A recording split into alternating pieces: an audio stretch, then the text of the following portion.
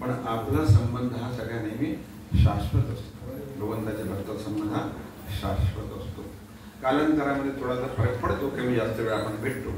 आपला संबंध शाश्वत आहे. मध्ये भगवान श्रीकृष्ण केंद्रामध्ये. तर माताजींनी मला बघा शैताना सांगितलं की म्हणजे तुम्ही गृहस्थाश्रमावरती बोला. आता गृहस्थाश्रम म्हणजे खूप मोठा विषय आहे हा. त्याला समजणं, समजून सांगणं, नंतर समजणं, पुन्हा विषय आहे. तर रिसेंटली एक 15-20 दिवसापूर्वी ऑनलाईन आमचं चालू होतं संभाषण. त्याच्यामध्ये पुण्याच्या एका भक्तांनी विचारलं की प्रभूजी, एक गृहस्थ, संसार, स्त्री पुरुष कशाला बनवलं होतं? सगळे जर का भगवान तिथे असते, भगवंताने जसं आपल्या धाम सगळे इथे केलं असतं किती शांत असतं सगळं. पण एक का बरं सगळं ग्रस्त आहे, संसार, किती अनेक समस्या त्यात असतात. ते कशाला काय आवश्यकता होती काही करायची? काय आहे याच्यामध्ये रहस्य? काय आहे? स्त्री पुरुष बनवले, संसार बनवले, त्यांचा ग्रस्त बनवला आणि असं सगळं चालतं. हा सगळं तो काही आवश्यकता होती का? नसतं तर काय झालं असतं? आता 3-4 प्रश्न आहेत. सगळी थिअरी, सगळ्या गोष्टी याच्यामध्ये आहेत. त्या अर्थात आज आपण काही बेसिक गोष्टीवरती चर्चा करण्याचा प्रयत्न करू. आणि सगळे एवढा प्रचंड हा व्याप आहे प्रश्नांचे उत्तर, म्हणजे की काही तासाचं त्याच्यावरती चर्चा होऊ शकते.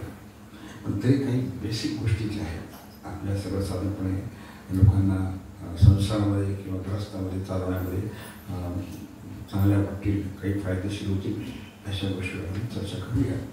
त्यानंतर तुमचे काही प्रश्न उत्तर असेल तर ठीक आहे. तो संसार, ग्रस्त जीवन हा साधारणपणे एकच शब्द आहे. पण संसारमध्ये संसाराचा अर्थच असा होता की ज्या ठिकाणी तुमच्या सगळ्या इच्छा पूर्ती होतात.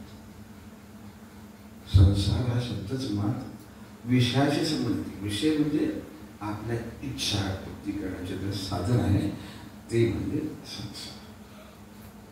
आता इच्छाला तर काही मर्यादा नाही. प्रत्येकाच्या इच्छा, आकांक्षा खूप मोठ्या मोठ्या असतात, वेगवेगळ्या असतात. तर त्या पूर्तता करण्यासाठी हा सगळा संसार आहे किंवा ग्रस्त जीवन, त्याचाच एक दुसरी बाजू आहे. आता ग्रस्त जीवन म्हणजे काय? ग्रस्त म्हणजे काय? घर म्हणजे घर. आणि ज्या ग्रहामध्ये, ज्या घरामध्ये स्थायिक झाला असतो त्याला म्हणतात ग्रहस्थ स्थयस्था. एवढी व्याख्या नाही आहे, आणखी लांब व्याख्या की जो व्यक्ती घरात राहतो, ज्याला परिवार आहे, म्हणजे पत्नी आहे किंवा पत्नी असेल तर पती आहे आणि त्याचे संतान आहे, परिवार आहे, त्याला म्हणतात ग्रहस्थ. आता हे तर झालं, पण त्यांचे काय कार्य आहे? मग ग्रहस्थ आपण बनलो. ग्रहस्थ म्हणजे त्याच्यामध्ये पत्नी आली आणि पती आले. तर याची काय आवश्यकता होती? त्याची आवश्यकता 3 गोष्टी पूर्तीसाठी असतात. ग्रहस्थ म्हणजे आहे याच्यामध्ये 3 गोष्टीसाठी पूर्ण करण्यासाठी ग्रहस्थ जीवन असतो किंवा संसार असतो. तो कोणत्या 3 गोष्टी असतात हे जाणून घेणं फार महत्वाचं आहे. आता ग्रस्त म्हणजे स्त्री पुरुष आला. स्त्री पुरुष काही असेच कुठेतरी आले आणि एका घरात आले असं नाही. काय करतात? पहिले विवाह करतात. विवाह झाल्यानंतर राहतात ना. आजकाल तर जसं ते चाललंय, काय म्हणतात त्याला, लिव्हिंग रिलेशन वगैरे प्रकार. ठीक आहे, त्याचा काही संबंधीचा नाही आहे, तसं नाही आहे. तर जेव्हा एक स्त्री आणि पुरुष जेव्हा विचार करतात की बाबा आपण सोबत राहायचं, म्हणजे ग्रहस्थाश्रम जन्म स्वीकारायचं, तेव्हा ते विवाहाद्वारे एकत्रित येतात. तसं राहू नये. ते विवाह म्हणजे काय? कारण विषय म्हटलं खूप मोठा आहे. जितकं तुम्ही खोदात चालला खाली तोपर्यंत तुम्हाला काहीतरी मिळत राहणार आहे.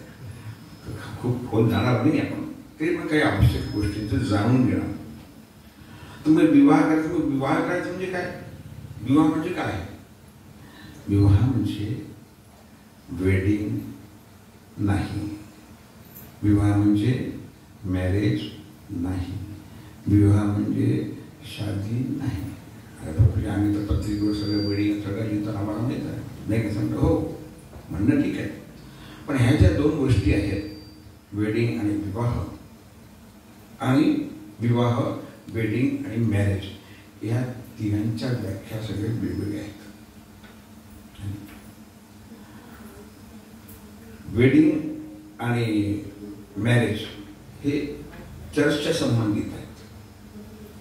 हा जो शब्द आहे ना, मॅरेज आणि विवाह, वेडिंग हे चर्चच्या संबंधित आहे. विवाहाचा शब्द मॅरेज नाही आहे.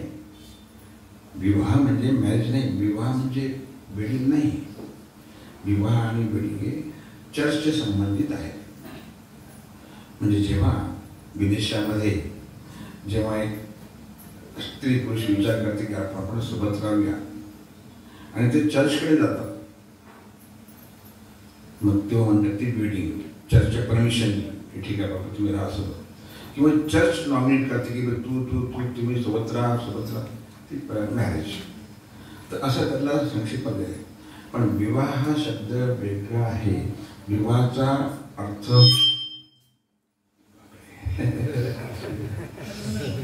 असा आहे, विवाह कसं समस्या विवाह म्हणजे काय? मग विवाहाचा विवाहाची तो शब्द जो आहे ना, तो मॅरेज नाही आहे किंवा वेडिंग नाही आहे, लक्षात ठेवा. विवाह धार्मिकतेशी आपल्या संस्कृतीशी संबंधित आहे. बहुतेकांनी तुम्ही विवाह केला आहे, बहुतेकांना माहीत नसेल विवाह म्हणजे काय. तर समजून घ्या, विवाह हे दोन शब्द आहेत, वि आणि वाह. तर विवाह म्हणजे विशेष जबाबदारीचं वहन. विवाह म्हणजे काय? विशेष जबाबदारीचं वहन. वहन म्हणजे काय? कंडक्टर गाडी चालू द्या, तशी गाडी चालू जाते विवाह. तर हे घेऊन जाणे, विशेष जबाबदारी डोक्यावर घ्यायची, त्याला निभावायचं म्हणजे विवाह. लग्नाच्या आधी स्त्री पुरुषावरती काही जबाबदारी असते का? मुला मुलीवरती आई वडील करतात ते सगळं, काही नसतं. पण जेव्हा ते मोठेपणा करतात की आपण सोबत यायचं, मग ती जबाबदारी ती मुलावरती पण जबाबदारी नसते. आई वडिलांच्या छत्रछायेकडे असतात दोघे, आणि ठीक आहे चाललं. पण जेव्हा ती विचार करतात आपल्याला सोबत राहायचं आहे, मग तेव्हापासून त्यांची जबाबदारी विशेष चालू होती. मग तेव्हा ती आई वडिलांची जबाबदारी नसते. तुम्हाला एकत्र आणतात, विवाह लावून देतील, इथंच संसार करायचा आहे ना, तो तुम्हालाच करायचा आहे, जबाबदारी सगळी घ्यायला लागते. म्हणून विवाह म्हणजे असं काही एंटरटेनमेंट नाही. जसं आपण टी व्हीवर वगैरे बघतो की नाही, की दोन्ही स्त्री पुरुष गाणे बिणे म्हणतात, संसारात असं काही गाणे बिणे म्हणत नाही कुठे काही, फिल्ममध्ये ठीक आहे. तर विवाह म्हणजे एक विशेष जबाबदारी तुमच्यावरती येते. काय जबाबदारी येते? ते जबाबदारी जाणणं महत्वाचं आहे की नाही? आता जेव्हा मी विवाह संस्कार करतो तेव्हा आम्ही विचारतो, बघ मी का बरं विवाह करायचा विचार केला? सागरे दोघांनी विचारतो. त्याला काही माहिती नसेल त्यांना, ते वेगळ्या बघतात, त्यांना काय सांगावं. तर 3 गोष्टीसाठी कोणी विवाह करतो? गृहस्थी धर्म स्वीकार करतो. 3 गोष्टी कोणत्या काय? एक तर पितृऋणातून मुक्त होण्यासाठी. पितृऋण असते की नाही, आपले आई वडील, त्यांचे आई वडील, त्यांचे आई वडील, त्यांचे आई वडील. तर आपला जो आज अस्तित्व आहे ते कोणामुळे आहे? आपल्या वडिलांमुळे. त्यांचं त्यांच्या वडील तशी परंपरा चालली, वंशी चालत आहे, परंपरा चालत आहे. म्हणून तीच वंशी परंपरा पुढे घेऊन जाण्यासाठी विवाह, पितृऋणातून मुक्त होण्यासाठी. कळलं? दुसरं आहे की सामाजिक ऋणातून मुक्त होण्यासाठी. प्रत्येकावरती सामाजिक ऋण असते. म्हणजे आपल्या त्याच्यासोबतच्या आणखी समाजामध्ये आपले कोणी लोक आहेत, संबंधी आहे, समाज आहे, त्यांच्यावरती काही जबाबदाऱ्या आपल्याला असतात. कारण ग्रस्त हाच मुळात एकटा नसतो, कोणीतरी सगळ्यांच्या एकमेकांच्या सहाय्याने आपल्याला जीवन जपन करायचं असतं. आपले शेजारी, आपले नातेवाईक, आपल्या समाजातले लोक हे सगळे, तर त्यांच्या एकमेकांच्या मदतीने सगळं संसार चालवायचा असतो. म्हणून ती एक सामाजिक जबाबदारी ती पण आपल्याला निभावायला लागते. नंतर तिसरी असते आत्मसाक्षात्कार, स्वतःचा आत्मसाक्षात्कार. स्त्री आणि पुरुष दोघंही अर्धे असतात, पूर्णत्व झालं नसतं. स्त्रीला पूर्णत्व नसतं आणि पुरुषाला पूर्णत्व, ते दोघं जेव्हा सोबत येतात तेव्हा त्याला पूर्णत्व प्राप्त होते. ते कशाला पूर्ण प्राप्त व्हायला पाहिजे की आत्मसाक्षात्कारासाठी. म्हणजे पती पत्नीने एकमेकांना विचारपूर्वक मदत करून कसं माझा पती किंवा कशी माझी पत्नी भक्तीमध्ये अग्रसर होईल हा विचार महत्त्वाचा. आणि विवाह त्याच्यासाठी केला आहे. कशा प्रकारे माझी पत्नीचा उद्धार होईल, कशा प्रकारे माझ्या पतीचा होईल, कशा प्रकारे आम्ही दोघंही आणि आमचे संतान जे परिवार आहे त्याचा उद्धार करू शकत. याच्यासाठी विवाह. विवाह म्हणजे इंद्रिय तृप्ती नाही. माणसामध्ये जनावरांमध्ये काय फरक आहे? काहीही फरक नाही.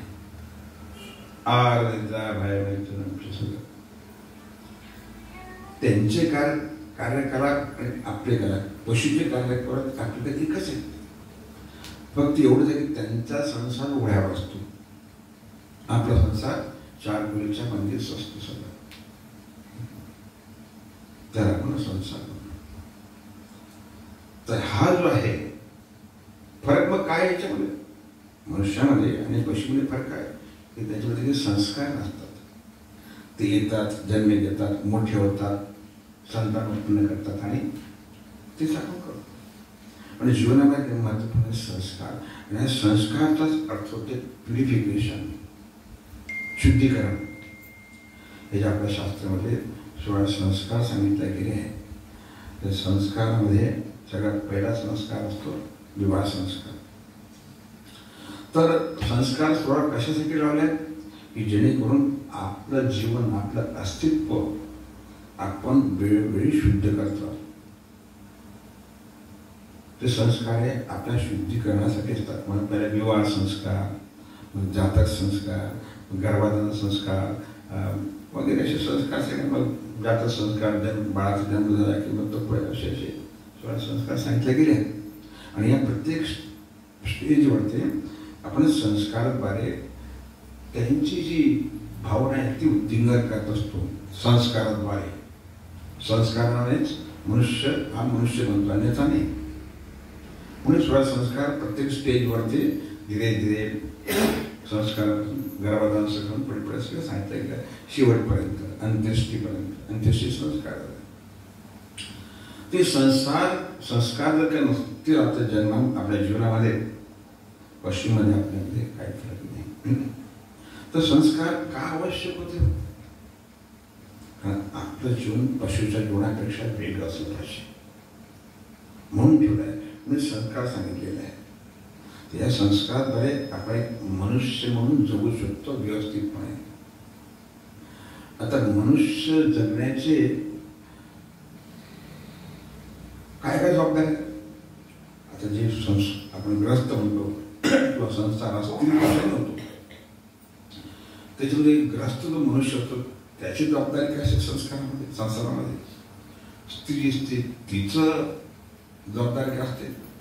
या संसारामध्ये सर्वात मोठं स्थान स्त्रीचं असते की पुरुषाचं असते? या अनेक गोष्टी त्याच्यामध्ये येतात. तुमच्या मताप्रमाणे संसारामध्ये, गृहस्थाश्रमामध्ये स्त्रीचं स्थान मोठं आहे की पुरुषाचं आहे? कोणाचं? उत्तर दिलं पाहिजे. बरोबर आहे. दोघांचं नाही, दोघांचं नाही. मला माहिती एकाच पाहिजे. कोण असेल? स्त्री म्हणतात तुम्ही. ते तुम्ही स्त्री आपण म्हणणारच. तुम्ही प्रभूजी काय म्हणणार? हे प्रभूजींना विचारून आपण सगळं. हा प्रभूजी ते सगळे म्हणून राहिले माझा आहे प्रभूजी, कसं बोलू, बायको आहे तिकडे बसले. आम्हाला पुढे अजून जीवन कळायचं. कोणाचं असते? कोण म्हणते स्त्री आहे? एक, आणखी 2, 3. नक्की गॅरंटी बदलणार नाही. संसार हा स्त्रीचाच असतो. हे सगळ्यांना मान्य आहे की पुरुष मंडळीला? नक्की विचारू माताजींना तुमच्या. ते सांगता किती मोठा एक सन्मान दिलेला आहे की संसार करायचा असतो. तर खरंच पुरुष त्या आपल्या संसाराकडे स्त्रियाचा असा तिला एवढा श्रेष्ठ समजता का? समजता का? नाही समजत. का बरं नाही समजत? कारण आपल्या स्त्रीची जबाबदारी समजत नाही, स्त्रीचं संसारातलं स्थानच समजत नाही. बोलले एवढे तुम्ही आता जवळ 30-25 लोक आहेत, दोघं तिघे बोलले स्त्रीचं स्थान, बाकी सगळे उच्च बदलं वाटलं तिकडे नाही मग इकडे सगळे बोलते ते कन्फर्म नाही आहे. पण संसारामध्ये स्त्रीचं स्थान, संसार हा स्त्रीचाच असतो. मी नेहमी उदाहरण देतो. विवाहामध्ये एक सायकल असते, बाशिकत माहिती का सायकल? ते जी सीट असते ते समजा संसार, माणूस बसतो सीटवर, एक संसार. मागचं चाक आणि पुढचं चाक, 2 चाक असतात बरोबर. तर संसाराचे 2 चाक आपण म्हणतो, पुढचं आणि मागचं. तर स्त्री ही कोणतं चाक असते? पुढचं. कोणतं चाक असते? तुमचं काय मत आहे? पुढचं. मान्य आहे सगळ्यांना? Very correct. कसं समजले तुम्ही? चाक चालवते म्हणून तिच्या हातात ते स्टेरिंग असते म्हणून का? है ना? आपली साधी सायकलच्या गोष्टी करतात. तुम्हाला कुठली तेव्हा तिथे हँडल असते तिच्या हातामध्ये म्हणून ते. आणखीन ठीक आहे बरोबर, पण तुमचं जमाने. आणखीन याच्या व्यतिरिक्त कोणाला म्हणायचं की नाही स्त्री ही पुरुष पुढचा चाक असतो असं काही कोणाला वाटते का? नक्की सगळे चुकले तुम्ही. स्त्रीच असते ही मागच्या चाक. तुम्ही सायकलवर बसल्यात ना, तर जास्त वजन कोणत्या चाकावर येते?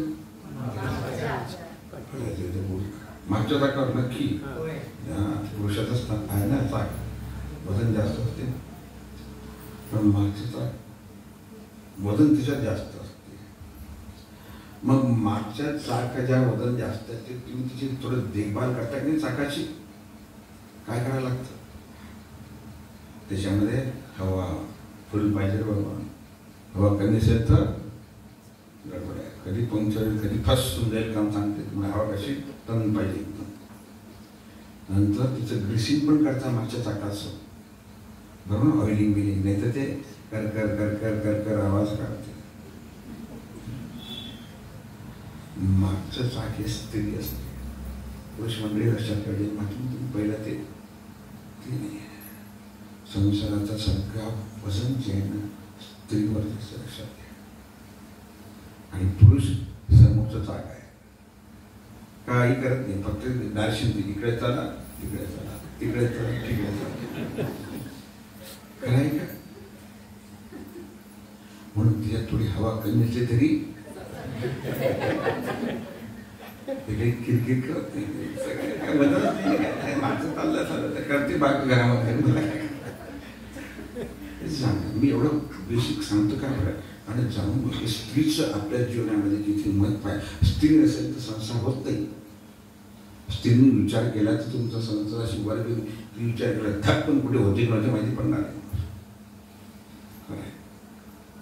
म्हणून कधीही पुरुषांनी याचा विचार करू नये की संसाराचा मालक मी आहे. तुम्ही लावून घ्या आपल्यासाठी लेबल स्वतःच, पण खरं मालक असते स्त्री. ती चालवते. म्हणून जशी तुम्ही देखभाल करता मागच्या चाकाची की नाही, तसेच आपल्या जीवनामध्ये स्त्रीचा अतिशय सन्मान केला गेला. तुम्ही नका म्हणून त्यांना म्हणून अतिशय आदर केला गेला पाहिजे. खरोखर जीवन व्यवस्थित सगळी सायकल छान चालली पाहिजे ना. तर जशी तुम्ही काळजी घेता मागच्या चाकाची, संसाराची घ्या, छोटे मोठे किरकिर सोडून द्या, पण संसार व्यवस्थित चालायचं. स्त्रीला सन्मान हा मिळालाच पाहिजे तिच्या जीवनामध्ये. आदर सन्मान फार मोठी गोष्ट आहे. लक्षात घ्या. आपले मी काही सांगत नाही, आपल्या शास्त्राने सांगितलेले. म्हणून जीवनामध्ये सर्वश्रेष्ठ स्थान व स्त्रीचं स्थान किती आहे. आजपर्यंत पाहिलं सगळं काही 16 संस्कार असतात ना, सगळे संस्कार स्त्रीसाठी. ते माणूस कुठेच कचऱ्यासारखं दिसत पण नाही पुण्यामध्ये. सगळ्या स्त्रीला केंद्रबिंदू ठेवून संस्कार केले. आणि पूर्वीपासून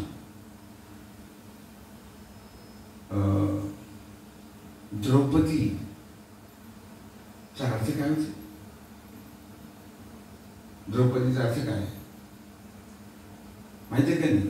द्रौपदीचा अर्थ कोण आहे? त्याचा संबंध कोणाशी आहे? द्रुपद राजाशी. द्रुपद राजाची कोण आहे ती? जानकी कन्या. पार्वती हिमालयाची कन्या. गांधारी म्हणजे गांधार जे नरेश होते त्यांची कन्या. बरोबर. गांधारी, द्रौपदी वगैरे वगैरे अनेक अनेक आहे.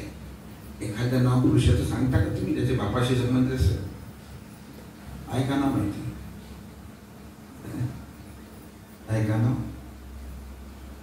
एकाही पुरुषाचं नाव त्याच्या वडिलांच्या संबंधित नाही. एखाद्याही पुरुषाचं नाव त्याच्या गावाशी कशाशी संबंधित नाही. पण स्त्रियांची सगळी नामं तुमच्या स्थानाशी किंवा वडिलांच्या संबंधित आहेत.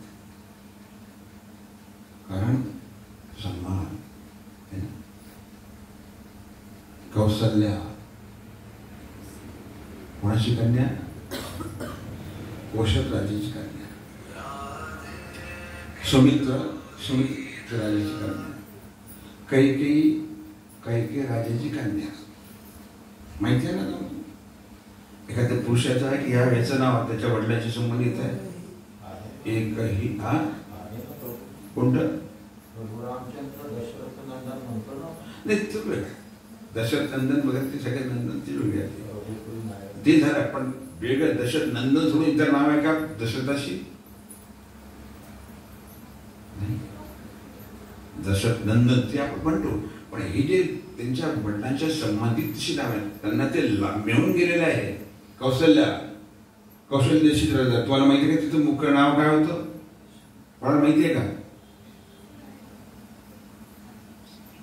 सुमित्रा. तिचं मूळ नाव होतं कोण होतं पहिले ह्याच विचार करा. होतं का?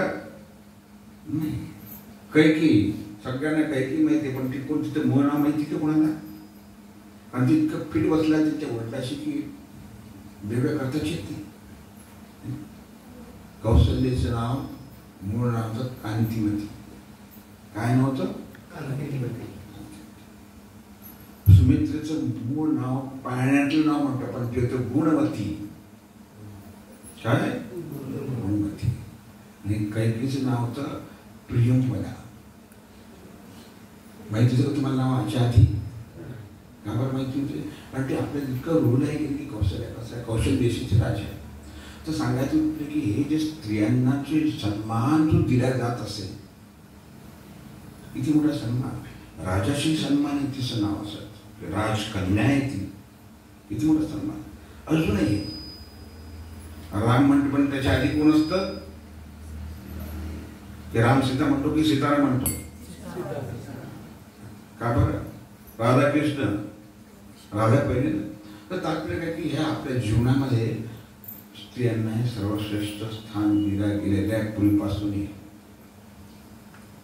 कारण काय संसार स्त्रीचाच असतो.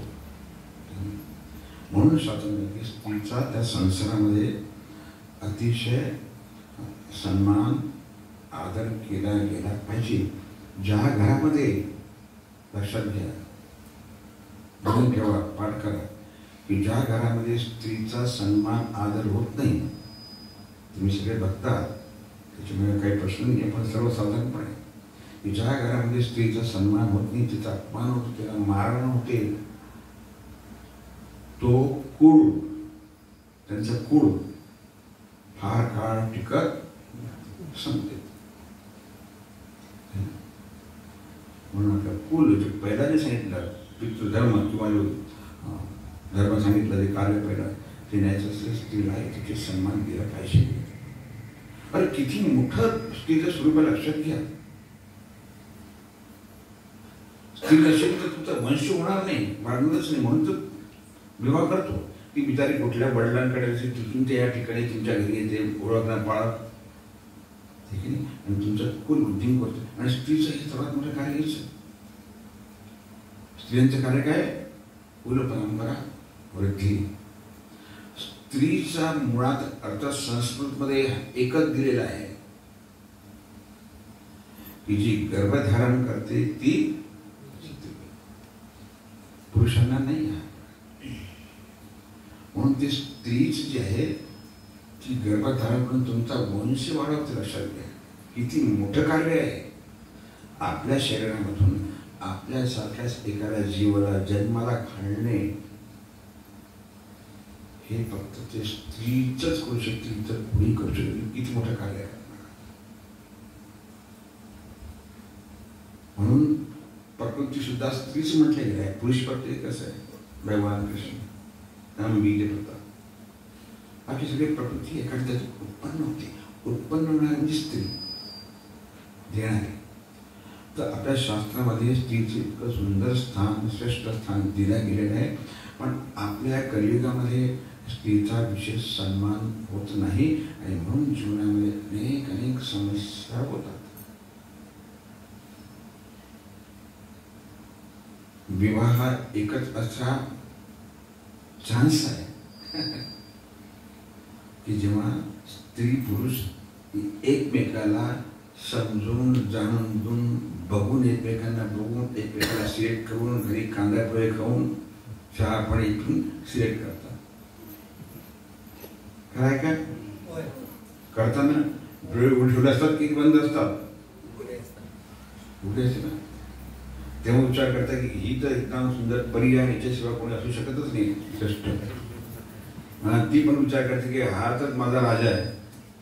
मग जेव्हा तुम्ही एकमेकांना डोळसपणे डोळे उघडे ठेवून स्वीकारलेला आहे, आपली जीवनाची दोर त्याच्या हाती किंवा त्याची तुमच्या हाती दिलेली आहे, मग प्रश्न आला कुठे हो?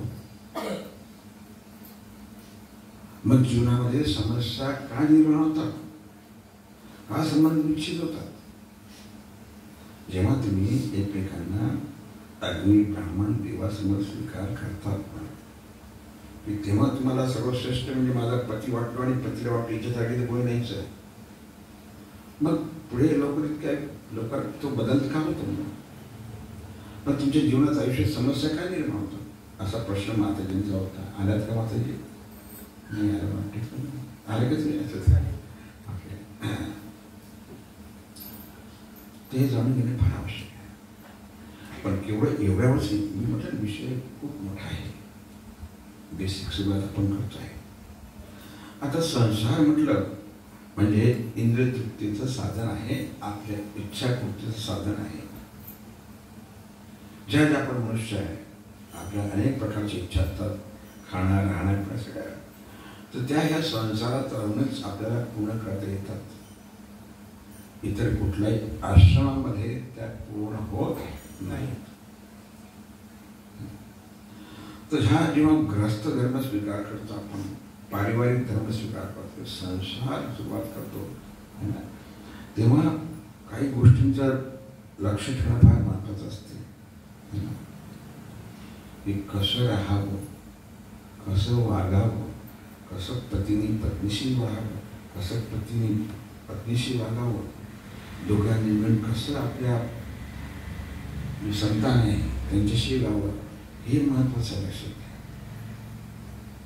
जेव्हा एक आपण निर्णय केला की मी पत्नी माझ्यासाठी सर्वश्रेष्ठ आहे, मी तिला डोळे उघडे ठेवून स्वीकार केलेला आहे, तिने आपल्या घरदार आई वडील भाऊ बहीण समोर अंजानी व्यक्तीसाठी त्यांची ओळख तिथे आलेली आहे, किती मोठा त्याग आहे की नाही? त्याग आहे ना. पुरुष काही त्याग करतो का? पण संसार हा त्याग आहे, लक्षात घ्या. त्यागाशिवाय संसार नाही. पत्नीने पतीसाठी, पतीने पत्नीसाठी त्याग केला पाहिजे, तरच जीवनामध्ये आनंद मिळतो, संबंध छान राहतात, अन्यथा राहत नाही. त्याग, समर्पणची भावना, मी नंतर पहिले माझा पार्टनर, हा विचार केला पाहिजे. रामायण महाभारत ग्रंथ म्हणून ठेवायचे नाही आहे, पूजा करायला शिकायला पाहिजे. आणि रामायण हे तुमच्या आमच्यासाठी आहे. रामायणामध्ये चमत्कार नाही आहे. भगवान कृष्णाने चमत्कार केलाय, गोवर्धन उचलला. अरे कसं शक्य आहे 5 वर्षाचं पूर्व गोवर्धन उचलले, पण चमत्कार, कारण ते भगवान आहे. पण प्रभू रामचंद्राच्या जीवनामध्ये काही चमत्कार आहे का हो कुठे? काही चमत्कार नाही कुठे. त्यांचं जीवन फक्त तुमच्या आमच्यासाठी उदाहरण म्हणून त्यांनी विधित केलेलं आहे की आपल्या संसारामध्ये, आपल्या ग्रस्तीमध्ये, आपल्या पहिले कसं राहावं हेच प्रभू रामचंद्रांचं जीवन शिकवते. म्हणून प्रभू रामचंद्र हा तुमच्या आमच्या हृदयाशी आहे. बऱ्याच लोक काय आयुष्यात काही राम नाही म्हणता की तुम्ही कोणी म्हटलं असेल कधी कधी की काय जीवनात काही राम नाही होत. कारण राम हा प्रत्येकाच्या जीवनाशी जोडला गेलेला आहे. म्हणून प्रभू रामचंद्र त्यांचं जीवन, त्यांचं चरित्र, त्यांचे वागणं, त्यांचे व्यवहार, त्यांचे आचरण हे तुमच्या आमच्या सर्वांसाठी आदरणीय आहे, श्रेष्ठ आहे, आचरणीय आहे. भगवान श्रीकृष्णाचा व्यवहार आचरण आपल्यासाठी नाही आहे. त्यांनी जे केलं ते आपण करू शकतच नाही. पण प्रभू रामचंद्र त्यांच्या जीवनात जे केलं आहे ते सगळं आपण करू शकतो. कल्पना करा, प्रभू रामचंद्राला राज्याभिषेक दुसऱ्या दिवशी उद्या व्हायचा आहे, बरोबर? माहिती आहे ना कथा? सगळी तयारी झालेली आहे. प्रभू रामचंद्र सकाळी अभ्यंग स्नान केलं. आता अयोध्येचा राजा पण आला. घरी सीतामाता पण तयार, जानकी तयार. कौशल्याचं काही उच्च, कौशल्या मात्र किती खुश एकदम. अरे बापरे, आता मला गोष्टी म्हणणार. तर कौशल्याच्या जागी प्रत्येक स्त्रीने तुम्ही आपल्याला ठेवा 2 मिनिटं आणि कल्पना करी. काही म्हटलं की याला वनवास पाठवा, माझ्या पोराला राज्य द्या. तुम्ही काय केलं असतं? कौशल्याने काय करायला पाहिजे? बिलकुल कंबर फुटून दना हे मला बाहेर तू दाखवतो, मी तुला माझ्या पोराचा राज्याभिषेक बाहेरचा असा पोरा करते, नाही तर मसात पाठवते, ये बाहेर तुझी झिंजा ओढते. मी झालं असतं, मारामारी झालं असतं का नाही? निश्चित व्हायला पाहिजे की नाही? जाऊन तरत घेतलं असतं कौशल्याला. नाही काय काय तुम्ही, आम्ही तेच केलं असतं. मी तर तेच केलं असं नक्की. मी काय केलं असतं? पण कुठे काहीही झालं का बरं? ती विचार आहे की का बरं कौशल्य एकही शब्द कैकेयीशी बोलली नाही की काय ग बाई काय झालं तर माझ्या पुराने तू एवढ्या म्हणल्याने की चंद्र सूर्य आहे माझा राम, त्याला असं काय झालं की वनवासात पडून ह्या क्षणी आता घास इथपर्यंत आलं तू खिचून घेते. काही कुठे घडलं नाही, कुठे खोटं वाजलं नाही. सगळं ट्रान्सफॉर्मेशनचे बदल आपोआप छान सरळ सुटलीच झाला. एका वयाचं दशरथाचं झालं, पण बायकांमध्ये कुठेही भांडण झालं का? कोणी कवीने लिहिलं का? वाल्मिकीने कोणी लिहिलं का? कुठेही लिहिले. अनेक प्रकारचे रामायण आहेत, अनेक साधू संतांनी, पण कुठेही नाही की कौशल्य जाऊन तिचे केस ओढले, ते 2-4 कानाखाली वाजवल्या. आजकाल तर भाषा बदलली तरी कानाखाली वाजवल्या जाते. तिचं सगळं जीवन बदललं, पण कोणी एकमेकाच्या कानाखाली वाजवली नाही, कुठेच नाही. का बरं? अनेक अशी उदाहरणं आहेत, अनेक. लक्ष्मण प्रभू रामचंद्रासोबत निघाला, लग्न झालं. दशरथाच्या बायकोचं नाव काय माहितीये का? हा, एक आवाज निघतो, सगळ्यांनी म्हणायला पाहिजे 2, आणखी बाकीच्यांना काहीच माहिती नाही. गर्भच का हिंदू आहे काही माहिती नाही. उर्मिला आणि बायको 3 रस्ते कपडा. हो, काही तुम्हाला आहे की नाही? मी आणि ती कुठे चालले तुम्ही तिकडे त्यांच्यासोबत? त्यांना झालं ना 14 वर्षाचं. मी काय करते तुमच्या मध्ये भसा घडा घेऊ.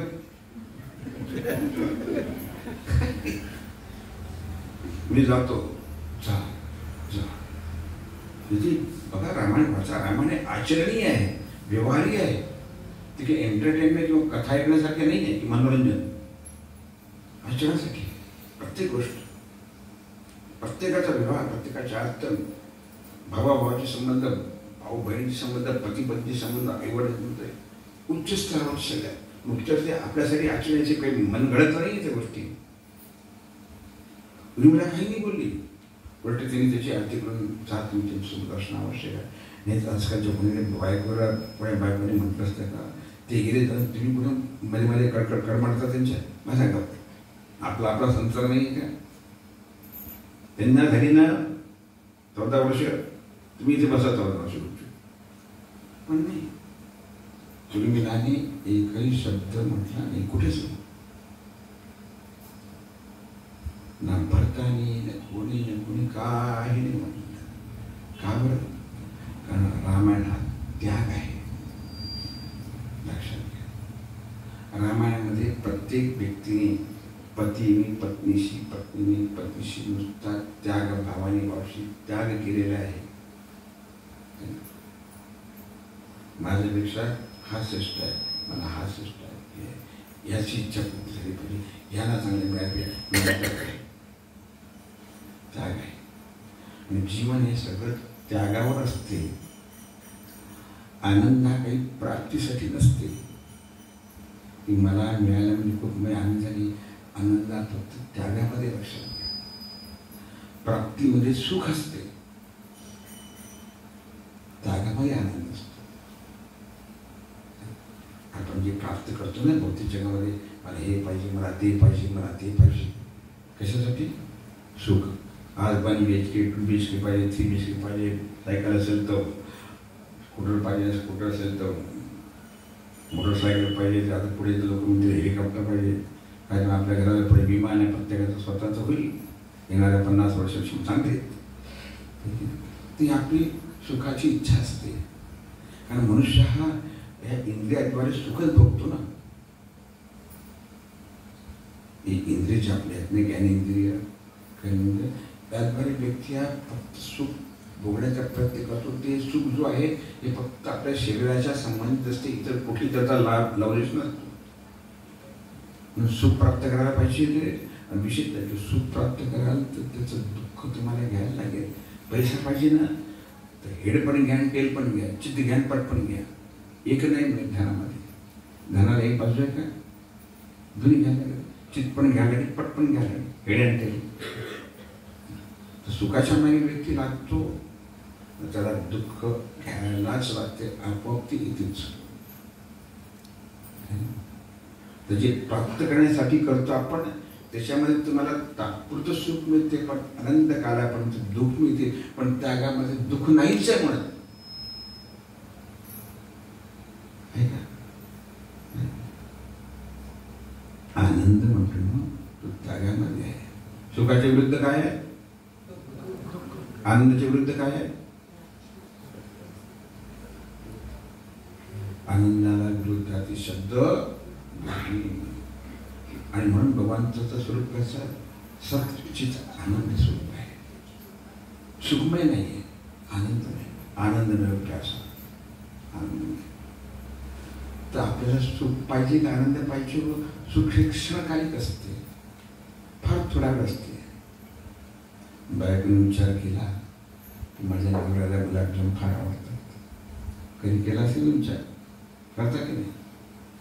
की छान तुम्ही दुसऱ्या सकाळी प्रवृत्तींना माहीत नाही, छान गुलाबजाम घेऊन गेले, मोठं थाळी 15, 20, 25. वा काय स्थिती करेल, काय यार किती मस्त बनले, 1, 2 मजा येणार. सगळे 20, 25 संपवले. समजायला हरकत नाही आपण. ना बायकोली म्हणजे किती म्हणाले, किती माझ्या मनात रडवलं, मला गुलाबजाम खावत नाही. बायकोने विचार केला की नवऱ्याला खूप आवडते, पुन्हा लंचमध्ये पुन्हा गुलाबजाम घ्या. मस्त वा, आज लंच पण किती मस्त झालं, खूप आवडलं तुम्हाला. अरे काय बनवलं तू, तुझ्या हाताला काय टेस्ट आहे. समजा की पुन्हा गुलाबजाम पुन्हा खाल्ले. वा, दुसरा दिवस उजाडला. सकाळी नाश्ता पुन्हा गुलाबजाम.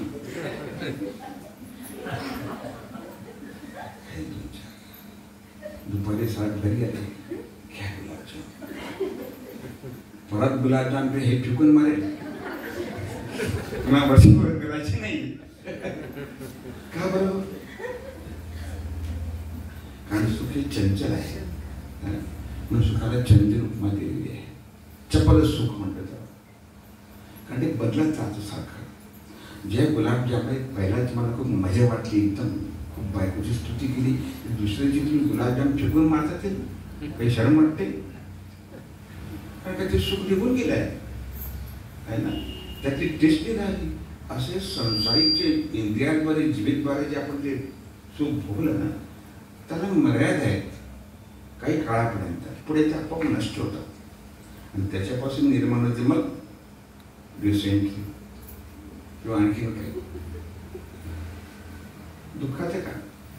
म्हणून भौतिक जे सुखाच्या मागे आपण लागतो ना, त्याचा अंतिम परिणाम केवळ दुःख दुःख कलव नाचते नाचते वाचते काहीतरी.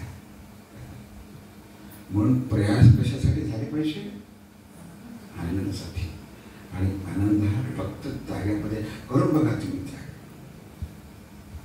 बायको तुमच्याकडे नाही, तू नको तुमच्याकडं, मी करतो, तू राहू दे, तुला नको. त्या बायकोला काय ठेवायचं? दोघे आनंदी व्हा.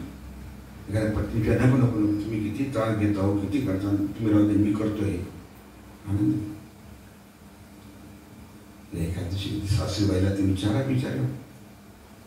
हे सासूबाई तुम्ही किती काम करता हो, राहू द्यायचे, मीच करते. किंवा सासूबाई म्हणते, सुनबाई आज आराम कर बरं, मी करते. किती सुंदर होईल, किती जीवनामध्ये आनंद होईल.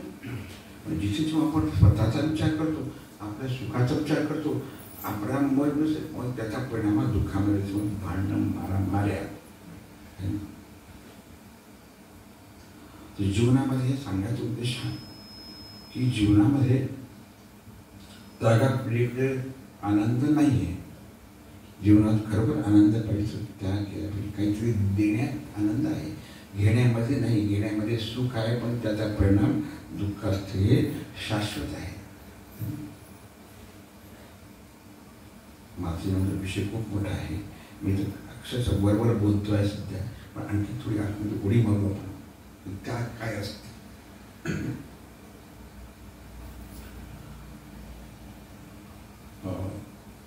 चारही बंधू राम लक्ष्मण पुढचे कोण आहे माहिती आहे का? सगळ्यांना नाव ते मध्ये माहिती आहे ना? मध्ये KYC नाही काय असते, कोण बनेगा करोडपती काहीतरी असते ना, त्याच्या त्याला तरी विचारलं होतं की चारही भावांचे नाव सांगितलं की शत्रुघ्न म्हणजे जी बळत होती त्याला गरज नाही कुठं ना. शत्रुघ्न त्याला जमलंच नाही, तिने सांगितलंच नाही आणि त्याला ते बक्षीस नाकारलं असं मला सांगितलं कोणतं. तर ते आपल्याला माहिती नाही. सगळे ते 4 भावाचे 4 भावांचं लग्न झालं. कोणाकोणाशी झालं माहिती आहे? रामाचं कोणाशी झालं? लक्ष्मणाचं पक्क, भरताचं बरोबर. राम लक्ष्मण तुझे भरत कुठे मध्ये आला? तुझं राजनीश कोणाला माहिती आहे? मांडवी. आणि शत्रुघ्नाचं नक्कीच माहित नसेल. शत्रुघ्नाच्या पत्नीचं नाव होतं श्रुतिकीर्ती.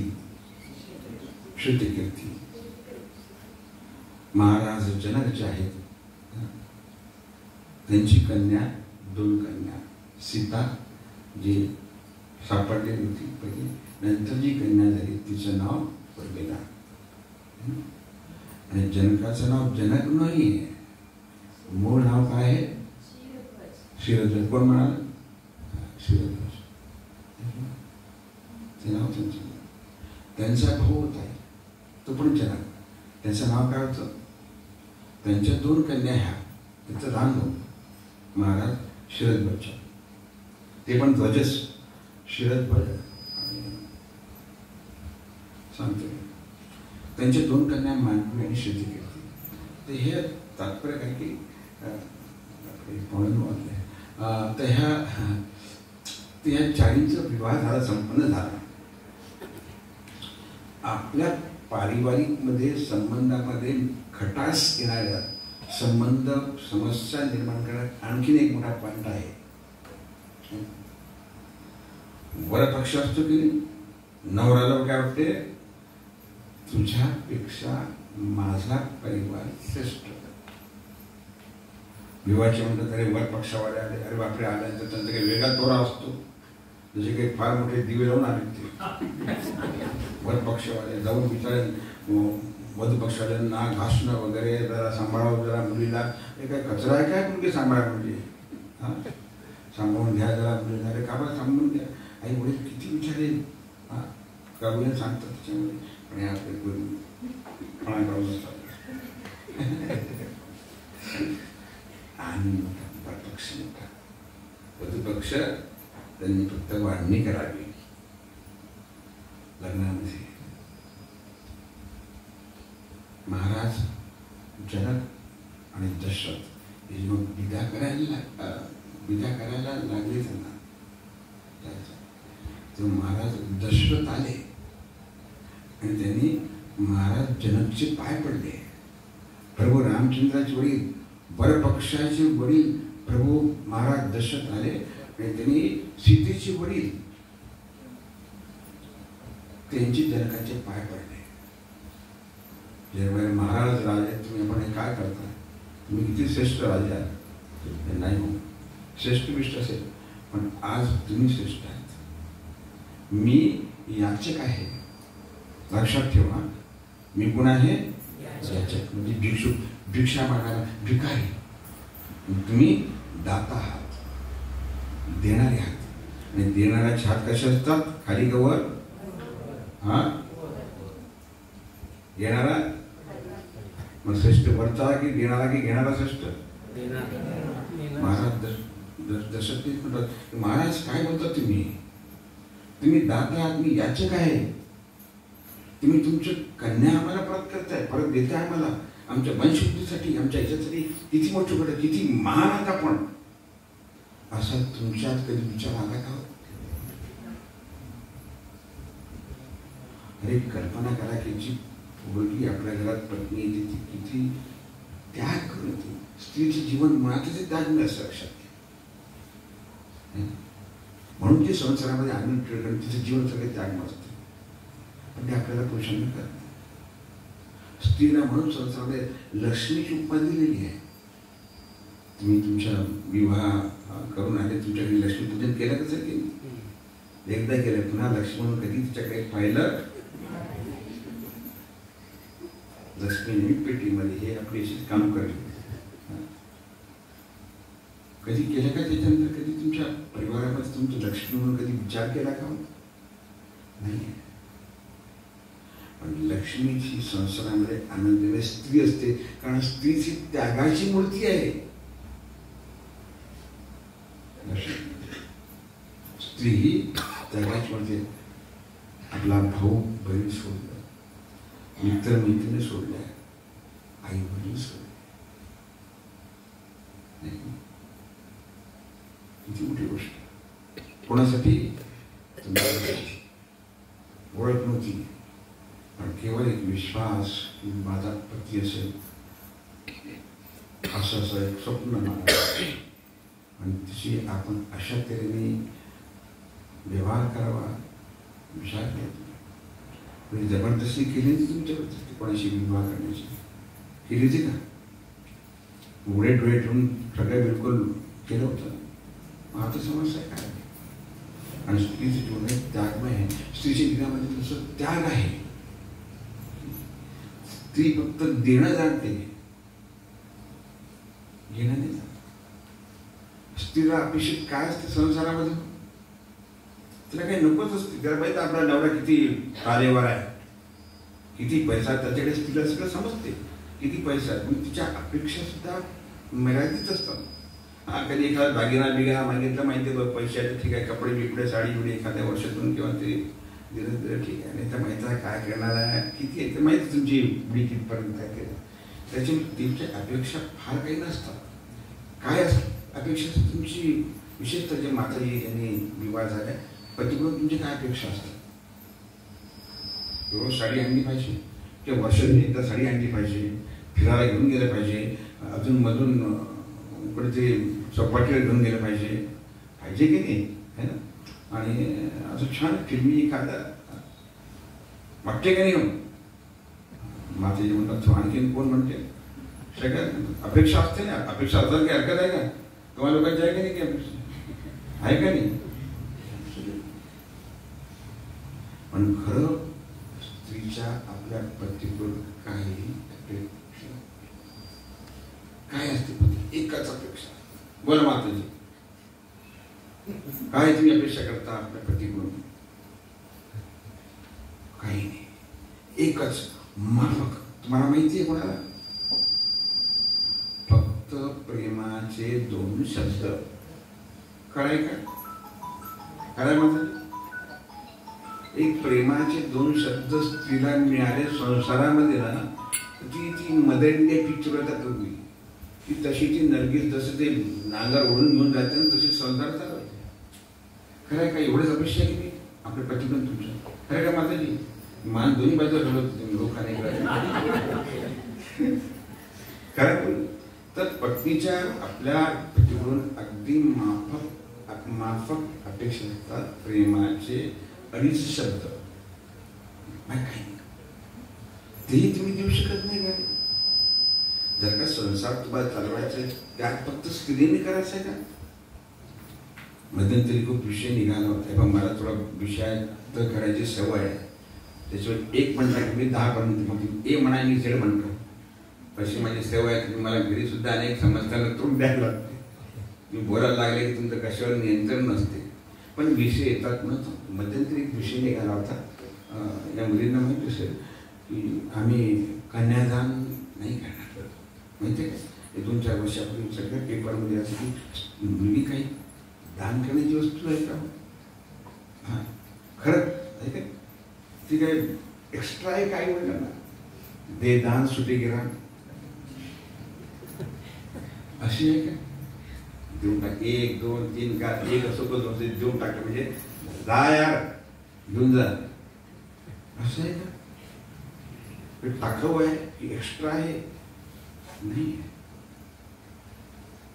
मला माहित आहे की 3-4 वर्षापूर्वी 4-5 वर्ष झाली की खूप पेपरमध्ये ते कोणत्या सेलिब्रिटीज आणि काय ते अभिनयीकरण तिला आम्ही लोकांनी सपोर्ट केलं नाही.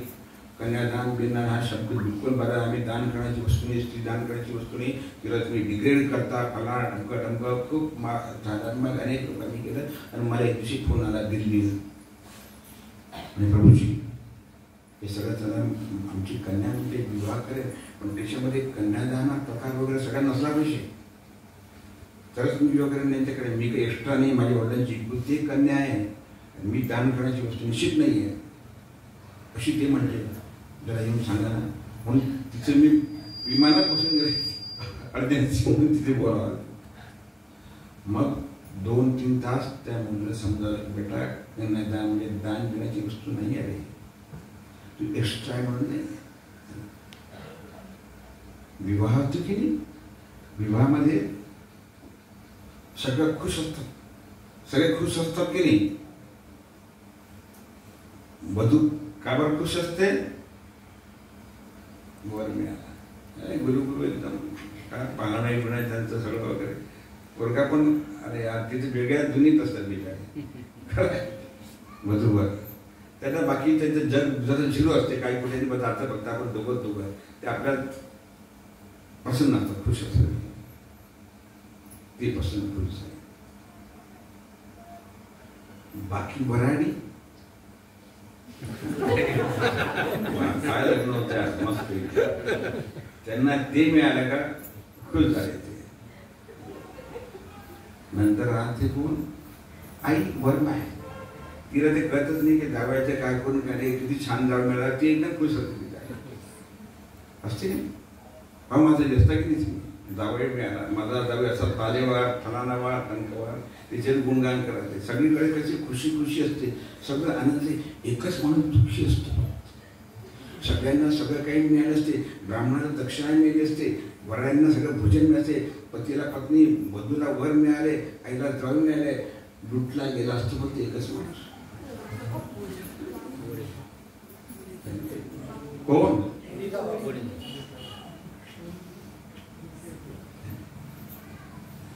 लुटाई फक्त एका व्यक्तीची, बाकी सगळे मिठाईवाले असतात.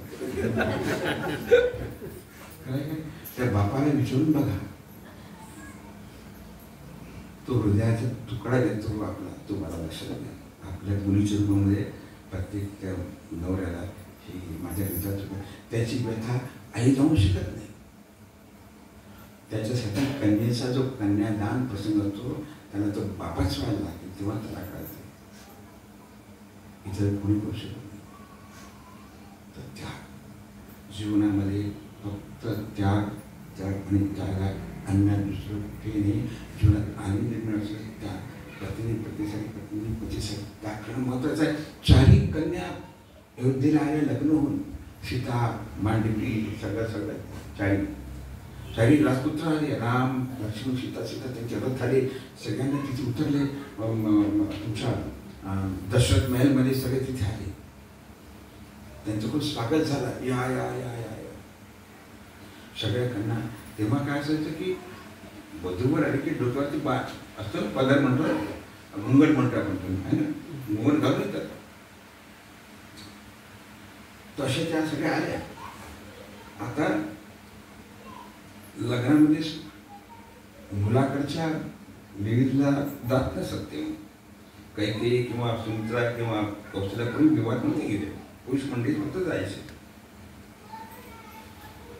तर एक विधी असते, मुंह दिखाई. मुंह दिखाई म्हणजे सुन्मुख, आपण म्हणतो ना, सुन्मुख आहे का नाही, माहिती आहे का? सुन्मुख जी आपली घरामध्ये सून येते ना, तिला सासू पहिल्यांदा बघते कशी आहे म्हणून. आता तिने 50 वेळा पाहिलं असतं. आजकाल सगळं जुनं पुराण झालं असतं तरी पण आहे मी तिथे इथे बघते आपलं. मग काहीतरी तिच्या एखाद्या ब्लाऊज पीस मिळतो, एखाद्या साडीमध्ये काहीतरी 200-400 रुपये झालं सुन्मुख. पण सुन्मुख काय असायचं लक्षात ठेवायचं. चारी कन्या एक डोळ्यासमोर चित्र आणा तुम्ही. माता सीताशी बसलेली आहे, सगळे नातेवाईक मंडळी, प्रभू रामचंद्र, तिन्ही सगळे लोक बसले आहेत, त्या महलमध्ये बसलेले आहेत. आणि तिथे सीतामाई आलेली आहे सुन्मुख बघायला. 3 सासवा, एका सासवानी जीव पीडित होतो, तिथे किती होते? मोठी कोण? कौशल्या, नंतर सुमित्रा, नंतर कैकेयी सगळ्यात लहान. पण कैकेयी खूप प्रेम करायची रामावरती सगळ्यांना. आता सुन्मुख बघायचं असेल तर पहिला कोणी बघायला पाहिजे? अधिकार कोणाचा पहिला? तिचा पुत्र, तिची सून, नंतर यांनी बघायला पाहिजे. तसंच झालं. बसले, मार बाहेर, कौशल्या त्याला सुरू करा विधी भरभरात तुझी सुन्मुखाची. तारी विचार धावत कौशल्या सीतेला छान असं बसवलंय पलंगावर, आपल्या याच्यावरती, चौरंगावरती किंवा सीते आसनावर बसवले. सगळे मंडळी, नातेवाईक मंडळी, सगळे वसिष्ठ मुनी, सगळे महाराज दशरथ सगळे बसले. आणि कौशल्या ये, तर कौशल्या आली. सगळे बाकी होत्या ते सगळे बघतात, सुमित्रा, कैकेयी सगळे बघतात. आता कौशल्य झाल्या काय नंबर पडायचा, नंतर सुमित्रा नंतर कैकेयी. कौशल्य आली. तिथे आल्यानंतर तिने काय करायला पाहिजे? बोलून बघायला पाहिजे. ते काही नाही केलं. कैकेयी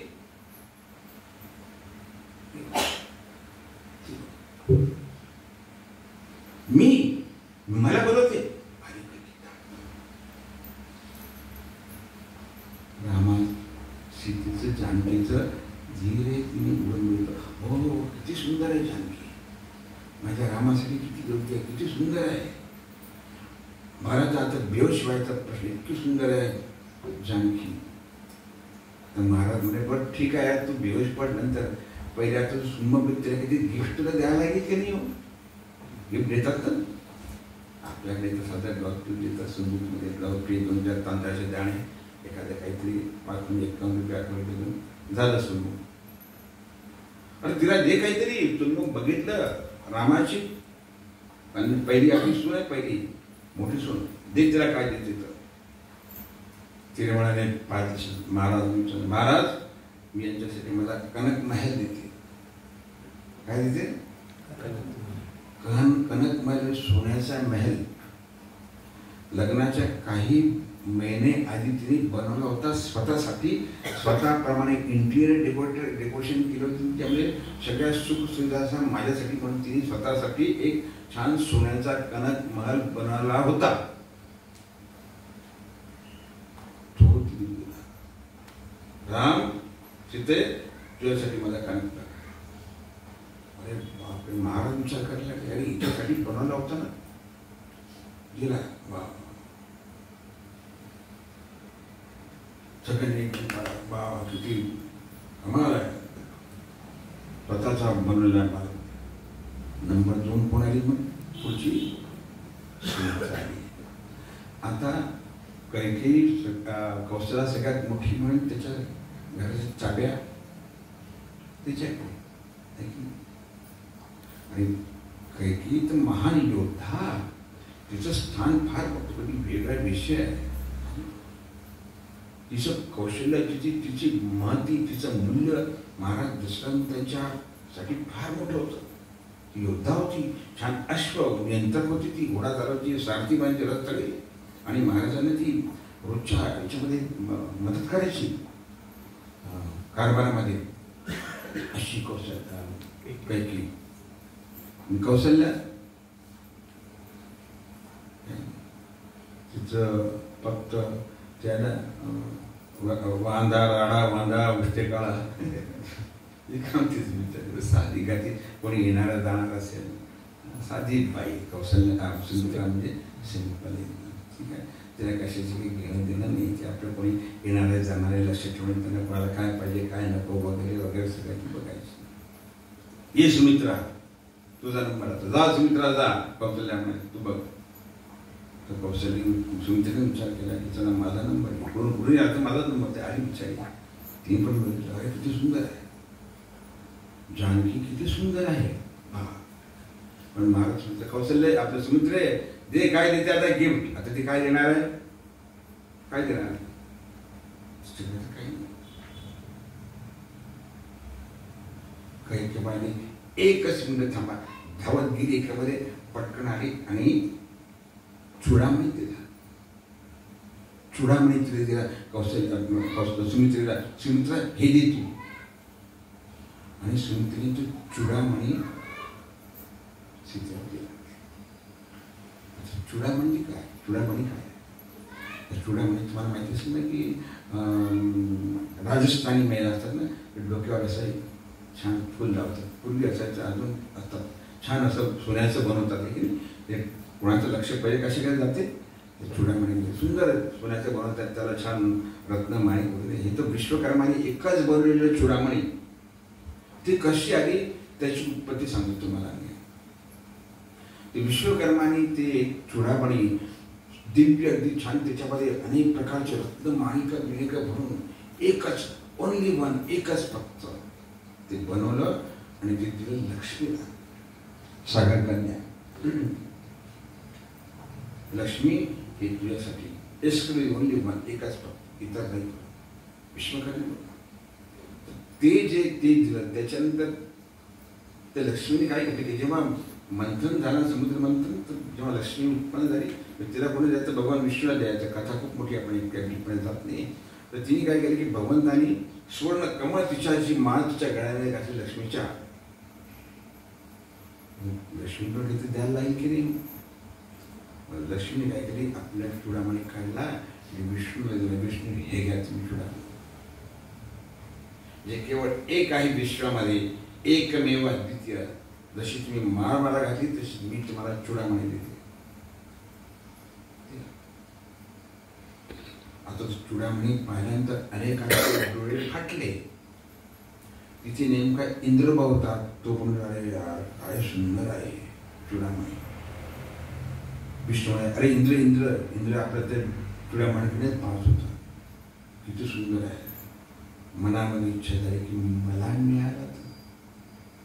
भगवान विष्णू बोलले की ह्याच्या इच्छा याच्या मनाने चुडामणीची, घे इंद्र, घे तुला चुडामणी. लक्ष्मी समोर विष्णूने जो चुडामणी कोणाला दिला?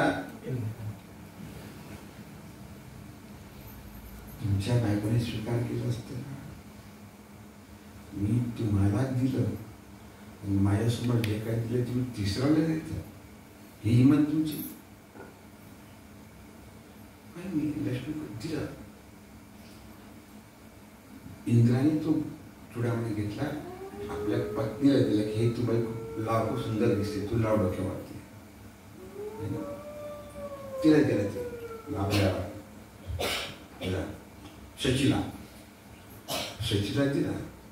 मग जेव्हा एक देव दानव युद्ध झालं, आता खूप मोठ्या संख्येमध्ये, तेव्हा महाराज दशरथ आणि कैकेयी जिथे गेले होते, त्यांनी विजय प्राप्त केला तिथे, आणि त्यांना काहीतरी गिफ्ट द्यायचं म्हणून शचीने काय केले, तो चुडामणी दिला कैकेयीला.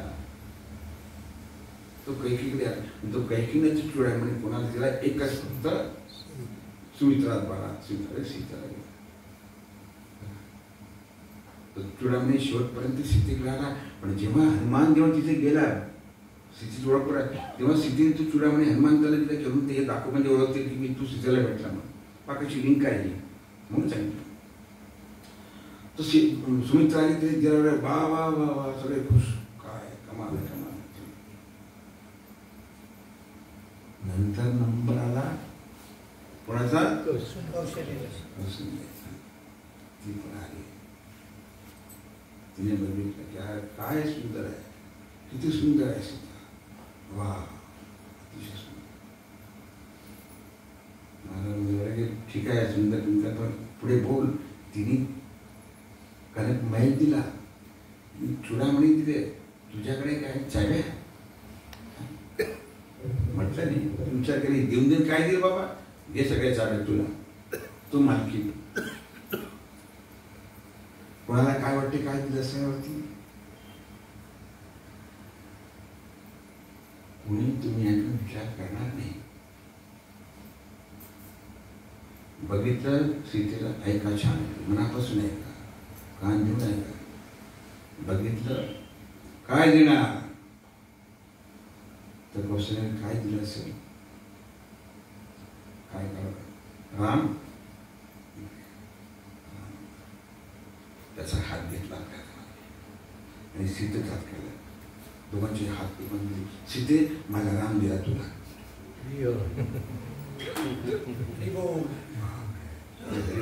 कल्पना का, रामायण काय आहे? दिव्य. रामाला देऊन टाकलं की सीते, हा राम आजपासून तुझा, माझा अधिकार नाही, दिला तुला. हा तुझा, पूर्णपणे तुझा झाला, माझा काही अधिकार याच्यावरती नाही आहे. आजकालच्या सासवाऱ्या म्हणजे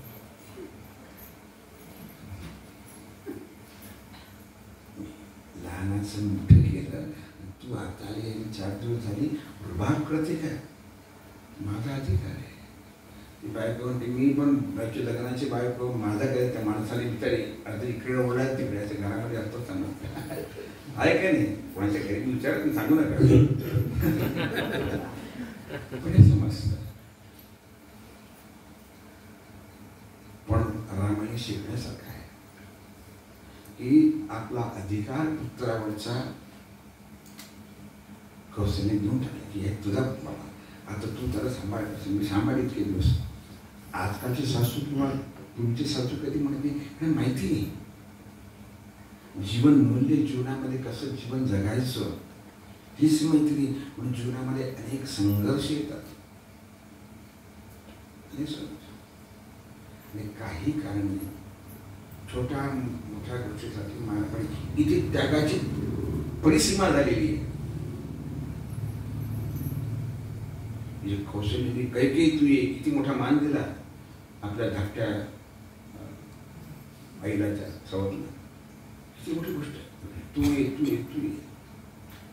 काय केलं? ती त्याग केला. त्याने काय वाटतं केला जीवनात आनंद प्राप्त करायचा असेल ना तर केवळ त्यागामुळेच जीवनात आनंद होतो. मिळवण्यामध्ये स्वार्थामध्ये फक्त सुख मिळेल काही क्षण, पण त्याचा परिणाम भयंकर दुःखामध्ये जातो. ज्या प्राप्त करण्याच्या क्रियेमध्ये सगळं थोडं सुख मिळेल. तुकाराम महाराज काय म्हणतात? काय म्हणतात? सुख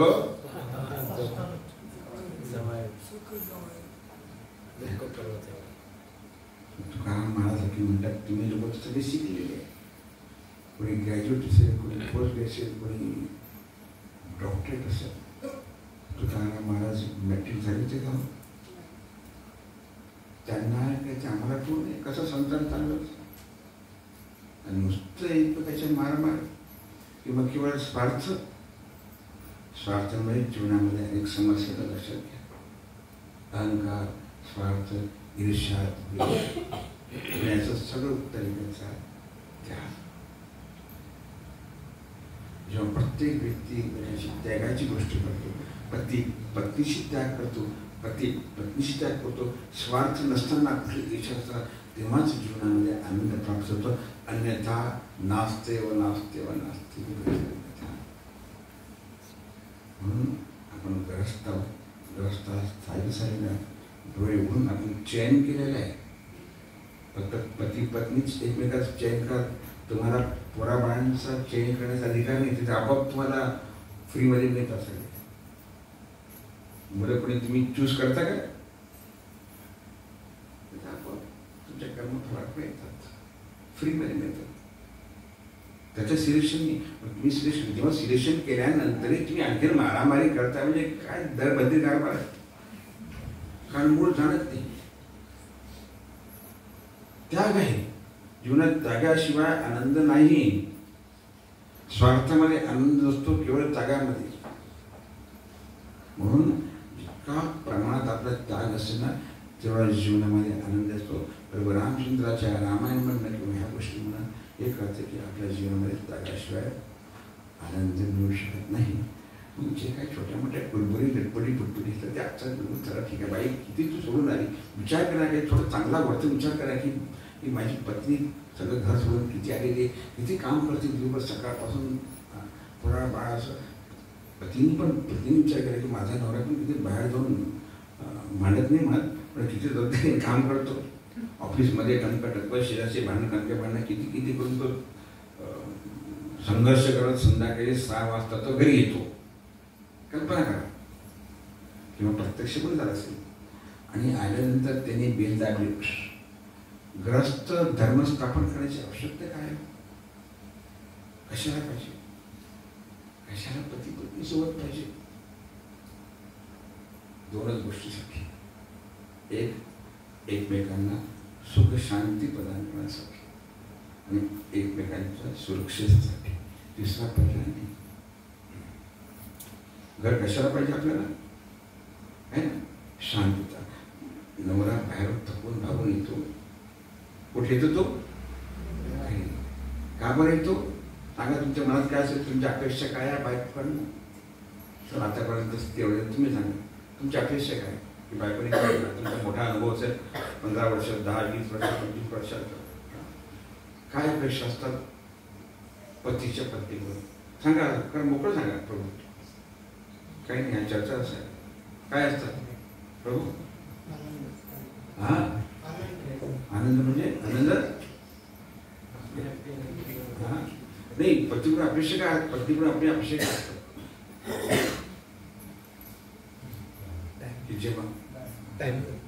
बरोबर असो आनंद सुख शांती पाहिजे. बाहेर कुठे समस्या आली तर पटकन आपण घरी जातो आणि दरवाजा बंद करतो. कसं वाटतं सुरक्षित आहे. घरी गेल्यानंतर शांत असणारा, बायको असणारा, पोरं बाळा सगळे चिवचून चावचाव सगळे करत असणार, आनंद वाटते की घरामध्ये. असं तुम्ही बेल दाबली तुमच्या मनामध्ये. घरी गेल्या बाहेर तेवढा संघर्ष केला तुम्ही ऑफिसमध्ये, कुठे कुठे काय काय सोपी काम नसते. पण आता फक्त आता काय पाहिजे? शांतता पाहिजे. कुठे मिळते ती? फक्त घरामध्ये. आहे बेल दाबली आणि बायको दार उघडती की नाही, तिने दार उघडलं आणि तुम्ही बघितलं तर तिच्या जटा पिंजारलेल्या आहे, अंगावर सगळे मळके गुळके सारे घाण्याने वाचणारे साडी घालून लागलेली, डोळे लाल झाले किंवा ते काय असेल लाल जोडी असेल आणि कंबर वाटते. काय हो, काय सांगितलं तुम्हाला भाजी आणा, तुम्ही रिकामे आले, चला या बघते मी. आता हे असं स्वागत झालं त्या माणसाने काय करावं, पुढे जावं, कुठे पडलं यार. तर आपल्या शास्त्रामध्ये स्त्रियांच्या पण जबाबदार सांगितलेलं आहे. काय सांगितलं, जेव्हा पती बाहेर तिची एकच अपेक्षा असते, घरी आली तर बायको शांत समजूतदारीने समजून घेतला पाहिजे. आल्या आल्या जर का तुम्ही प्रश्न निर्माण केले, प्रश्न असतात, या या वा वा काय बसा, पाणी घ्या, चहा घ्या, पोहे आणू का तुमच्यासाठी, नको शिरे आणू का, मग गुम्माराने काय करायचं, सिंपल गोष्ट. पण आल्या आल्या ते काय करावं, संघर्ष जीवनामध्ये होतात. बघ काय बोलायचं बोलत नाही मी, आपल्याकडची भाजी संपली, कणिक संपत आली आहे, तेल तर 4 दिवस आहे, मी आपलं असं तूप टाकून चालवते, तर कसं संसार करत. तर तात्पर्य की असा व्यवहार पाहिजे, पत्नीचा पतीशी, पत्नीचा पतीशी समजून घेणे. आणि गृहस्थाश्रमामध्ये सगळ्यात मोठी भयंकर अपराध किंवा चूक एक लक्षात ठेवा, त्याच्यामुळे सगळे संबंध आणि आपल्या घरामध्ये समस्या निर्माण होतात एकाच गोष्टीमुळे. कोणती माहिती आहे का, तुझ्यापेक्षा मी श्रेष्ठ, तुझ्यापेक्षा माझा परिवार श्रेष्ठ, तुझा आईबाप तसे, माझे आईबाप तसे, तू अशी मी अशी. एकमेकांच्या ओखाळा पाखाळांमध्ये का कमी बोलणं, एकमेकांशी कमी लेखणं. जेव्हा पती पत्नीला किंवा पत्नी कमी लेखते, म्हणजे कमी लेखणं माहिती आहे तुम्हाला, माझी पलट हे त्याचे हे अशी आहे, तर आई तशी आहे, त्या बाप तसा आहे, भाऊ तुला एखादा धमका, पण तुझा तसा आहे, तुझा भाऊ आपल्याला एखादा दारोड आहे, ते कधी काढायचं नाही. आहे हे संबंध विच्छेद करण्याचे सगळ्यात मोठं कारण असतं. कधी करू नये एकमेकांचे कमी. दोघांना तुमच्यापेक्षा माझा पगार जास्त आहे, तुम्ही हे आहे, तुम्ही ते आहे, तुम्ही पेशंट आहे, तुम्ही डॉक्टर आहे, कधी बोलू नये, कधी एकमेकांच्या कमी नाही काढलं. आणि हे जेव्हा आपण एकमेकांना समजून एकमेकांशी प्रेमाने नसेल मी त्याग करत केलं ना, तर संसार सुखाचा होतो, आनंदी राहतो, लाईफ मिझरेबल होत नाही, छान वाटते. अरे वा किती छान. तसं सुखमय जीवन काय असेल, फक्त त्यासाठी एकच फॉर्म्युला आहे, तो म्हणजे त्याग. दुसऱ्यासाठी माझा जो पार्टनर आहे, स्त्री असो पुरुष पद्धत, त्यासाठी काहीतरी केलं पाहिजे, त्याला पहिले, तो पहिले, ती पहिले, नंतर मी, नंतर माझं. हा भाव मनात आले ना की कुठे आयुष्यात कुठे कधी काही समस्या येणे नाही. जय स्वरूपात की जय, आनंदपट्टी वैष्णव की जय.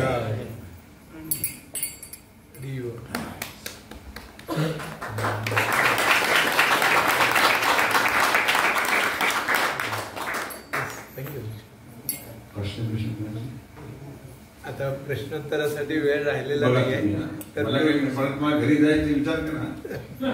तर सर्वांनी